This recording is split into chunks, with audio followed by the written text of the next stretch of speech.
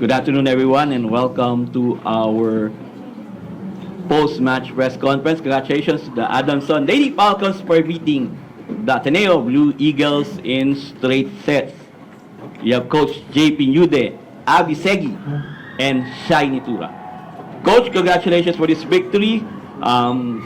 Sa third set, 16-1 ang lamang nyo and hindi nyo na binitawan yung lead hanggang matapos. So, ano yung sinabi nung sa mga bata after ng second technical timeout nung lumamang na kayo ng ganung kalaki?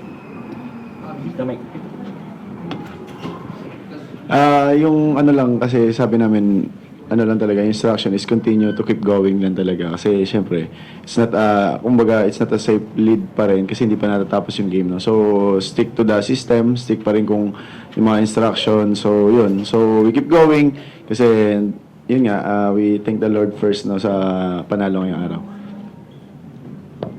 Thanks. And to Abby, this is your first UAP game sa college. So ano masabi mo na yun nga, eto, malaking crowd, bright lights. So what can you say?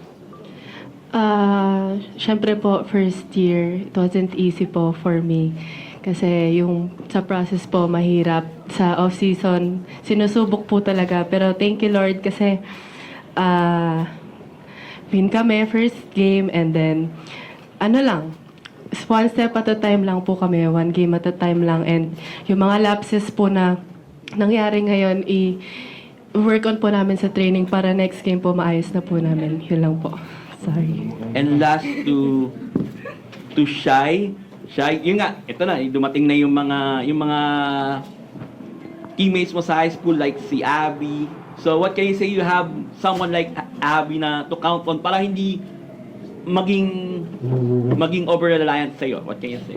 Ano naman po, very grateful po. Una, thank you Lord sa panalo and thank you Lord din kasi pinovidean niya kami ng tao, which is yun nga, yung mga teammates ko from high school. Yun nga, sabi nga namin, since then, back in high school, that's the plan already to be complete in college. Na kung sakali na, nagbabaka sakali kami na mayangat namin yung chemistry na nabubuo namin.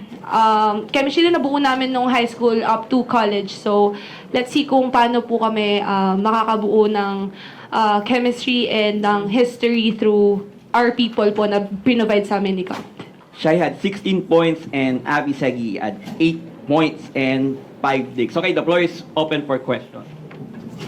Kaya na yun nga, after a record-breaking rookie season last year, tas nag-alas ka pa, pataas yung expectation sa'yo this year. Paano mo lang ina-handle yung ganun? And yung responsibility mo na rin sa team na mas malaki na bilang leader?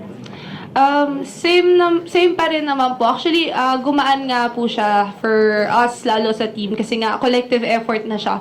May ma-off man, sabihin natin na ma-off ako. Meron na talagang siguradong sasalo sa akin. Kasi, as you can see, kompleto talaga kami. We have opposite. Kung sakaling hindi kumana si Abby, we have other opposite. Kung may sakaling hindi ako gumana, meron kaming Lana, meron kaming Red, meron kaming Joy, Aseo, yung rookie namin. So, deep, yes, and not yung Barbie. Deep bench talaga ang meron kami. So, no pressure pa rin naman sa akin and for the team lalo kasi nga young team. So, marami pa yung pwedeng mangyari. Ang fino-focus lang talaga namin is yung paangat namin and mag-focus kami na mabuo kami. And overtime naman, darating na yun kung ibibigay ni Lord and kung makita niya na talagang deserve na namin makuha yung dapat namin makuha. Coach, at this point, siguro, gano'n kaiba na lang yung makeup ng team after last year and, you know, parang how did that affect siguro yung confidence, you personally also with your set of players right now?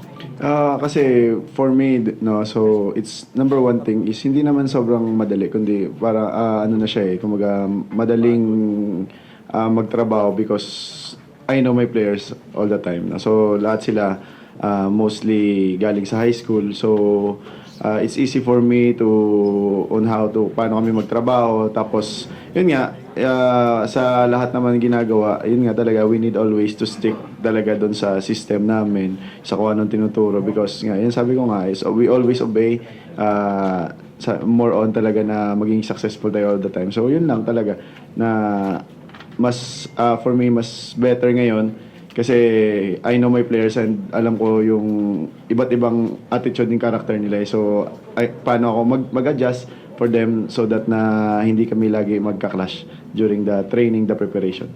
Abby, for you, paano mo ina-handle siguro yung pressure na, of course, kahit rookie ka, alam mo naman last year si Shai, then rookie rin siya and coming from high school, ang laki nung naging impact niya. Siguro para sa'yo, paano mo nalang nakikita yung role mo for this team, especially as a first-year player? Ano po, pressure is there po kasi talaga eh. Pero hinayaan ko lang, naglalaro lang po ako ng maayos, nagtitraining ng maayos. Siyempre, nandito po sila coach, sila Shaina na nag-guide sa akin every training. So, ngayong game, wala lang ako ginawa kundi maglaro, gampanan yung role ko as an opposite, and kung paano ko i-lift up yung iba ko rin pong kasama. Coach, ito, first big test nyo, short turnaround from today and Wednesday against the defending champions, NU, tapos sa QPAB pa yung venue, your thoughts? Siguro na we go back sa training training ground so that we prepare well sa pagdating sa Wednesday na game. So, yun lang. So, we need always to help each other, 'di ba, na NU kalaban. So, we know that they are a strong team pero syempre kami we do our best, no, so that makakuha namin yung panalo by God's will sa Wednesday. So we need always to go back sa drawing board so that na makapag-prepare kami ng maayos sa Wednesday. And to Shai, NU sa QPAB tayo sa Wednesday, and ito nga, it's a different NU from, although hindi pa natin sila nakikita maglaro, ano masasabi mo sa kanila? Wala po ako masasabi sa kanila. Pero masasabi ko lang po yun sa team ko is pag hahandaan po talaga namin sila. Kasi, I mean, all the teams naman po talaga pinaghandaan namin. Even Ateneo. So, we'll try our best and God's will kung ano po mangyari. And hingi na lang din kami ng strength kay God to do the things na gusto namin mangyari for that day. Congratulations, Coach JP, Abby, and Shai.